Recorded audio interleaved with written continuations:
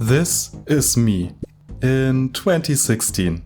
Doing Blue Dragons in Teverly Dungeon, PKers took advantage of me while I was looking up how this game mode even works. But today is different. Today we are prepared. Today we are breaking down how you can achieve 42,000 points in Deadman mode, enough to earn every new reward or make a couple hundred mil in the main game, even if you totally suck at PKing. Okay, before we start looking into strategies, let's learn how Deadman mode points work in the first place. The point system serves as the primary metric for player success, determining your rank on the high scores, as well as your ability to purchase rewards from Nigel in the main game. And starting with the upcoming Deadman, they will also be used as your main progression currency for unlocking sigils, quests and various other stuff. That makes it even more important to strategize around accumulating points as fast as possible. During the event, points will be your skill point system, making your character stronger and enabling you to do content you couldn't do in the main game, similar to leagues. You will gain points through leveling up your skills, killing bosses, getting combat achievements, doing minigames, completing achievement diaries, clue scrolls and raids as well. So getting points will be easier and faster than ever this season. Getting a good early start always revolves around using your first hour as best as you possibly can. Upon first logging in and upon entering each new combat bracket, you will receive 1 hour of PvP immunity. This protection is the most valuable asset for a non-PKer. Make use of this hour by completing high-risk activities that would otherwise be camped and therefore nearly impossible. And do not waste this time by mindlessly chopping trees or fishing near Draenor. Your protection is precious, so log out if necessary to stop the timer from running out. After entering a new combat bracket, you will get another hour of protection, which you can use for super dangerous higher combat activities like bursting, revenants, or maybe something completely new this season. On Deadman Worlds, you are able to skip Tutorial Island and straight up select a starting location. To get a decent start, choose the rock and then get your 10k from the Stronghold of Security. After that, head back and buy a staff and some runes for water spells in the rock. Here's one extra tip. Don't miss out on talking to the museum historian before you proceed, since he will provide you with a 20k experience lamp that can be used on any skill above 20. Then head north into the Wilderness Slayer cave and kill 5 green or black dragons. The cave is in multi and you will out-DPS most people there who are just using their starter staffs.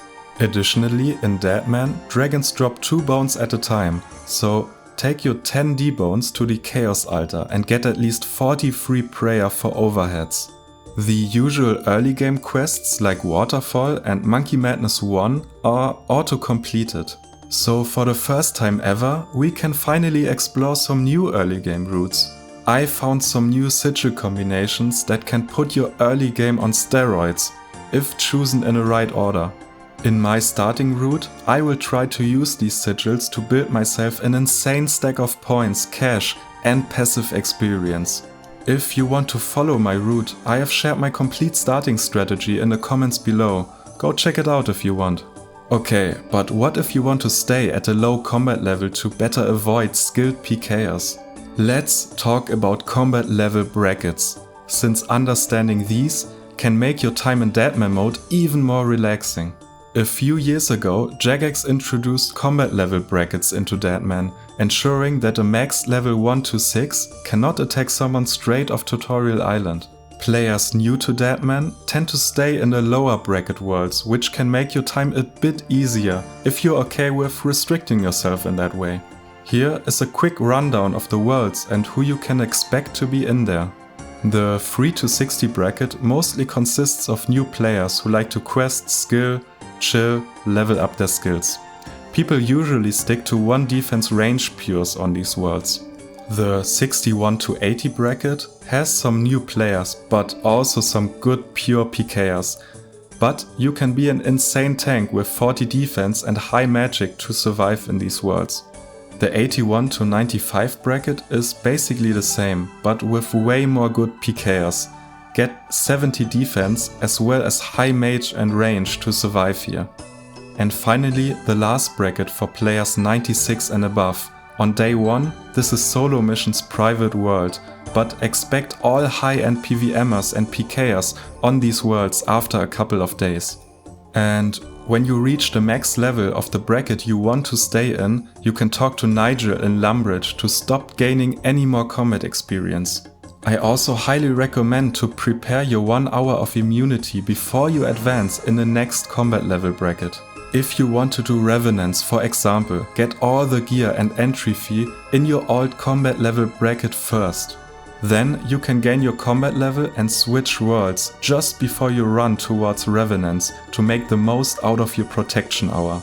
This is something really important for Deadman.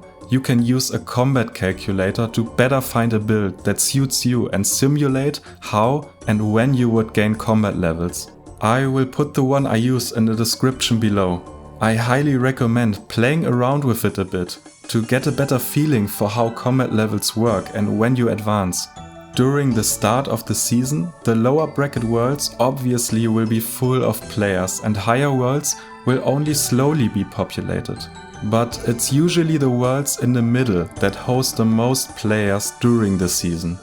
Last but not least, always keep away from multi-zones if possible. Activate the Wilderness Lines and Multi-Lines plugin in RuneLight. These will prevent you from accidentally stepping into multi and getting stacked out by a clan waiting there. Trust me, this is so important. Earlier I mentioned that points serve as one of your main sources of power and progression in this game mode. Starting with this Deadman season, you will be able to spend points to unlock sigils for skilling and combat, as well as whole quest lines and even a new prayer book. Spending these won't affect the amount of points you have in the main game to spend on rewards later, so don't try to save them. Here are some of the best sigils to stack up points early. The Sigil of Liveness. This is your early game agility solve, giving you passive experience just by running around, just like the Sage's Greaves from Leagues. The Sigil of Deception. This will turn thieving into a completely AFKable skill, especially good for early game GP, since there won't be a lot of raw cash at the start. Okay, wait a moment, we need to talk about thieving here again. Jagex just announced a few more changes to Deadman in their recent blog post. Apparently, the relic was a bit too strong and now only boosts your thieving level to an invisible 150. Basically what this means is that early pickpocketing will be as fast as before, but higher level pickpocketing, something like elves or Vyres, is not 100% AFK anymore. They also stated that they do not allow thieving in safe zones, so for starting out you will have to find some men and guards just outside the safe zone. All in all, it makes sense. The relic was a bit too strong and I changed the starting route around a bit. And now back to the video. The Sigil of Alchemaniac. This one makes your alching passive, so your girlfriend can finally get a break while you drive. The Sigil of Eternal Belief. After unlocking this one, your prayer points will stop draining naturally. A must for getting into Slayer and PVM. Completely busted, and basically everyone in the recent Deadman factions unlocked this one early. The Sigil of Remote Storage, as well as the Sigil of Advanced Harvest. This combination nets you triple resources and automatically notes everything for you. This opens up a lot of easy AFK skilling methods, but do yourself a favor and bank your Karam ones before this guy turns up. Okay, last but not least, let's talk about breaches. These will literally shit out free points to almost everyone who participates. Do yourself a favor, try them and get comfortable with the chaos. They are really not as intimidating as they might look. At scheduled times throughout the day, there will be a server-wide notification that a breach will spawn and what its location will be.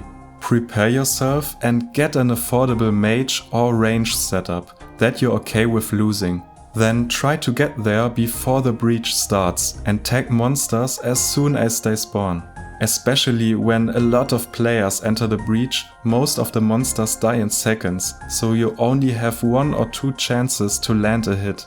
And if you do, you can get some sick loot and of course, a lot of points. Towards the start of the breach, PvP activity is usually quite low and there are thousands of people, you just blend in. But towards the end, there will be some fighting, especially if someone spots you getting a valuable drop.